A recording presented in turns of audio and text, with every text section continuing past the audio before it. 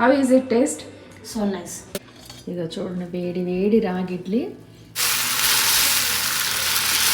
పల్చగా వస్తాయి, పెద్దగా వస్తాయి, క్రిస్పీగా వస్తాయి, ఎర్రగా కాలుతుంది. హలో ఎవరివన్, కరీబు కెన్యాస్ కిచెన్. ఇలా ఎంతమంది రాగులతో సజ్జలతో ఇడ్లీలు దోశలు వేసుకొని తిన్నారు? ఇప్పటి వరకు ఎవరు వేసుకోకపోతే ఈ విధంగా ట్రై చేయండి. ఎమ్మి ఇడ్లీలు దోశలు ఎలా చేసుకోవాలో చూసేద్దామా రండి. ఇంకా ఆలస్యం చేయకుండా కెన్యాస్ కిచెన్ లోకి వెళ్ళిపోదాం. ఇక్కడ కెన్యాలో రాగులు బాగానే దొరుకుతాయండి. కేజీ 150 షిల్లింగులు, అంటే అరౌండ్ 70-80 రూపాయల దాకా పడ్డట్టు ఇండియా రూపీస్ లో. అలా బజార్ నుంచి తెచ్చిన రాగుల్ని ఒక రోజంతా నానబెట్టుకోవాలండి. ఎందుకు అంటే రాగుల్లో చాలా మట్టి ఉంటుంది. చూడండి, మంచిగా కడుక్కున్న 5-6 సార్లు కడిగినా ఇన్ని స్టోన్స్ ఉన్నాయి. ఆ లాస్ట్ ఇవి మాత్రం ఇంకా పడేస్తాను. ఇలా ఒక రోజు నైట్ అంతా నానబెట్టుకున్న రాగుల్ని శుభ్రం చేసుకున్నాక ఒక మంచి పొడి క్లాత్ తీసేసుకొని ఈ విధంగా వీడియోలో చూపిస్తున్నట్టు రాగులు అయితే ఆ పొడి క్లాత్లో వేసేసి ఇలా నీళ్ళన్నీ పోయేటట్టు గట్టిగా ముడి కట్టేసుకోవాలి. వీడియోలో చూపిస్తున్నట్టు నీళ్ళన్నీ పోయినాక ఒక చిల్లుల గిన్నెలో ఇలా మూటనైతే పెట్టేసి దానిపైన ఒక గిన్నెను బోర్లిస్తే ఆ ఆవిరికి మంచిగా మొలకలు కడతాయండి. నేనైతే 2 రోజులు ఉంచాను ఆ మూటని, అందుకే ఇలా మొలకలు కట్టినాయి. ఇండియాలో అయితే ఒక్క రోజుకే ఇంత బాగా వస్తాయండి మొలకలు. మంచిగా మొలకలు వచ్చిన రాగుల్ని ఎండలో ఎండబెట్టుకోవాలండి. మా కెన్యాలో కొంచెం ఎండ తక్కువ, అందుకని లోపల బయట ఆట ఆడినట్టు ఒకరోజు బయట ఒకరోజు బాల్కనీలో అలా అయితే మొత్తానికైతే ఎండబెట్టేశాను నేను. రాగుల్ని చక్కగా నానబెట్టి తర్వాత వాష్ చేసి రాళ్ళన్నీ తీసేసినాక మొలక కట్టుకున్నాక ఇలా ఎండబెట్టుకుని పొడి అయినా చేసుకోవచ్చు పోరేజ్కి, లేదంటే దోశల్లో కూడా వేసుకుంటే చాలా బాగుంటాయండి దోశల టేస్ట్. అయితే ఇలా చేసుకొని చూడండి, దోశల టేస్ట్ అద్దరిపోతాయి. 2-3 రోజులు ఎండలో ఎండబెట్టినా నాకు సాటిస్ఫాక్షన్ అనిపించక ఇదిగో ఇలా దవర పెట్టేసుకొని పొయ్యి మీద కొంచెం రాగుల్ని అయితే వేపుతున్నానండి. ఇక అసలు అనుమానం లేకుండా 1 సంవత్సరం రోజులు ఉంటాయి రాగులు. ఎందుకంటే ఎండినవి అలాగే ఫ్రై అయినవి అస్సలు పురుగు పట్టకుండా చాలా రోజులు ఉంటాయి ఇలా చేసుకుంటే. ఇలా ఎండబెట్టుకున్న రాగులతో పోరేజ్కి పొడి కొట్టుకోవచ్చు, దోశ చేసుకోవచ్చు, ఇడ్లీ పెట్టుకోవచ్చు. అలాగే సజ్జలు కూడా చేశానండి, సేమ్ అదే ప్రాసెస్. చక్కగా నీళ్ళల్లో ఒక రోజు నానబెట్టి తర్వాత మొలక కట్టి గుడ్డలో వేసి మొలక కట్టాలి. దాని తర్వాత చూడండి ఎంత చక్కగా మొలకలు వచ్చినాయో. ఇక్కడ చూడండి అసలు మొలకలు ఎలా వచ్చినాయో, ఎంత మంచిగా.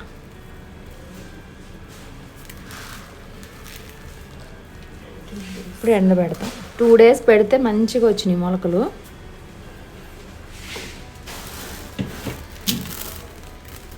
మంచిగా మొలకలు వచ్చినాయి. బాగా ఎండి కొంచెం ఫ్రై చేసి స్టోర్ చేసుకుంటే చాలా బాగుంటాయి.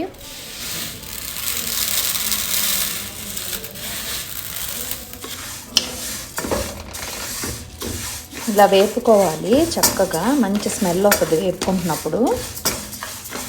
వీటిని ఫ్రై చేసుకున్నాక వెంటనే డబ్బాలోకి పోయకండి, ఎందుకంటే వేడి ఉంటుంది కదా, మళ్ళీ ఆవిరి వచ్చేసి మెత్తబడే ఛాన్స్ ఉంటుంది. ఇది సంవత్సరం అయినా మీకు డోకా ఉండదు. కాకపోతే మా ఇంట్లో 3 నెలలకి అయిపోతాయండి 5 కిలోలు. 1 కప్ ఉడద్ దాల్, 1 కప్ ఉడద్ దాల్. సజ్జ దోసకి 1 కప్పు మినప్పప్పు, చిన్న సజ్జలు 2 కప్పులు,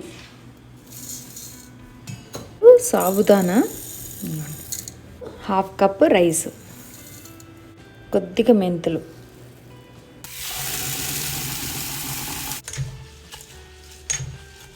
నీళ్ళు పోసుకొని ఒక 2 గంటలు నానబెట్టుకోవాలి. రాగి దోశలకి రేషియో చెప్తున్నాను.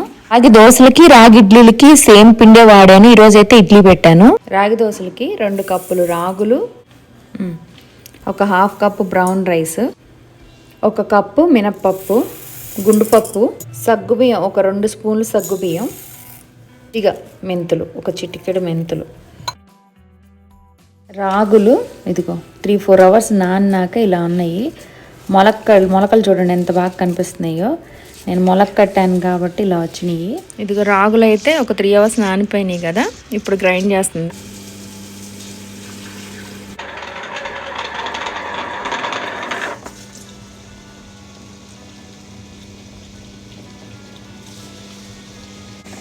మెత్తగా గ్రైండ్ చేసుకోవాలి.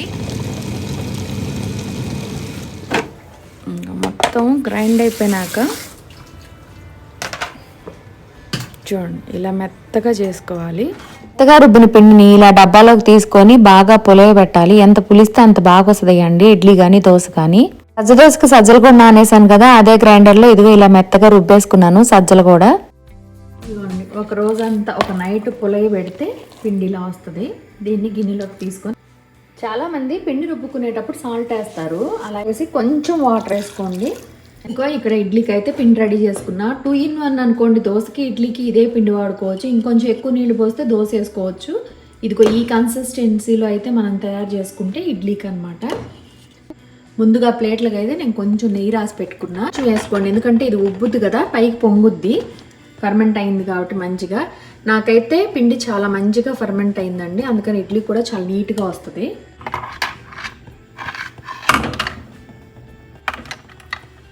ఇంకా ఇడ్లీ స్టాండ్ అయితే రెడీ అయిపోయింది. చక్కగా రాగి ఇడ్లీలు ఇలాగాని పెట్టుకుంటే మీకు ఎమ్మీగా ఉంటుంది. ఇంకా కొంచెం నీళ్ళు పోసుకున్నాను ఇడ్లీ పాత్రలో, ఒక గ్లాస్ అనుకోండి. ఇక మంచిగా విజిల్ మూత పెట్టేసుకొని విజిల్ వచ్చేదాకా వెయిట్ చేయడం. విజిల్ రాగానే ఆపేసుకొని ఫైనల్గా మన రాగి ఇడ్లీ అయితే రెడీ అయిపోయింది. ఇడ్లీ కుక్కర్ విజిల్ కొట్టే లోపల మన కడుపులో కూడా గంట కొట్టేస్తుంది ఆకలితో. ఇక చూడండి, వేడి వేడి రాగి ఇడ్లీ. ఇందాక ఎంత కొంచెం పెట్టాం కదా పిండి, చక్కగా పొంగి ఎంత బాగుందో చూడండి. ఇలా చూస్తే అతుక్కోకూడదు, అప్పుడు ఉడికినట్టు అనమాట. వేడి వేడిగా ఉన్నాయి చూడండి, పొగలు వచ్చేస్తున్నాయి. మంచిగా ఉడికింది, మంచిగా పొంగింది కూడా. పొలోటో ఎంత బాగా పులిస్తే అంత బాగా వస్తాయండి రాగి ఇడ్లీ, మెత్తగా సాఫ్ట్గా చాలా టేస్టీగా ఉంటాయి. మధ్య అందరూ డైట్ పేరు చెప్పి బయట రాగిడ్లీలు దోశలు తెచ్చేసుకుంటున్నారు. అలా కాకుండా ఇంట్లోనే హెల్తీగా ఎంత ఈజీగా చేసుకోవచ్చో చూసారు కదా. వేడి వేడి రాగి ఇడ్లీలో ఇదిగో వేరుశనగ పప్పుల పచ్చడి మంచిగా తిరగమాత పెట్టానండి. వేడి రాగి ఇడ్లీలో మంచిగా వేరుశనగ పప్పుల చట్నీ, అలాగే కొద్దిగా నెయ్యి తట్టించి ఇడ్లీ మీద కొంచెం అలా నెయ్యి వేసుకొని తిన్నారనుకోండి, అసలు టేస్ట్ అయితే ఇంకా వేరే లెవెల్ అనుకోండి. టేస్ట్ చాలా అంటే చాలా బాగుంటుంది. ఈ నెయ్యితో ఉట్టిగా అలా తిన్నా కానీ చాలా బాగుంటుందండి. అసలు పువ్వుల్లాగా మెత్తగా ఎంత బాగున్నాయి, ఫ్లఫీగా. ఈ నెయ్యితో పాటు మనము మన ఛానల్లో ఇంతకుముందు చూపించాను కదా కొబ్బరి పొడి, ఈ కొబ్బరి పొడి కూడా కొంచెం అలాగ తట్టించి తిన్నామనుకోండి ఈ రాగి ఇడ్లీలోకి సూపర్ ఉంటుంది అనుకోండి.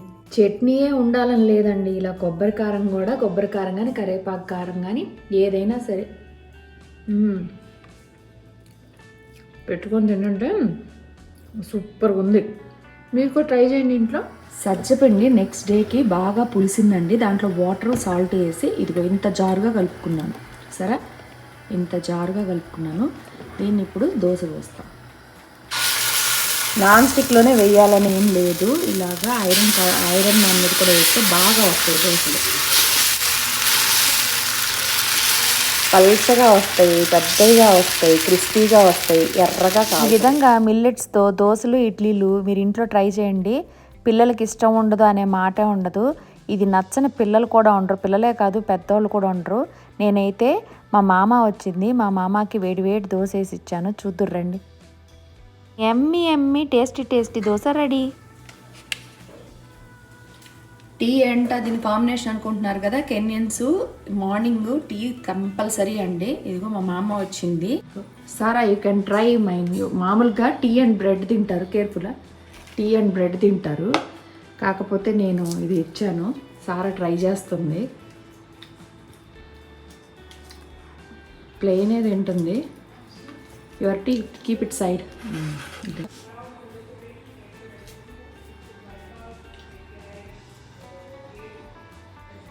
How is it taste?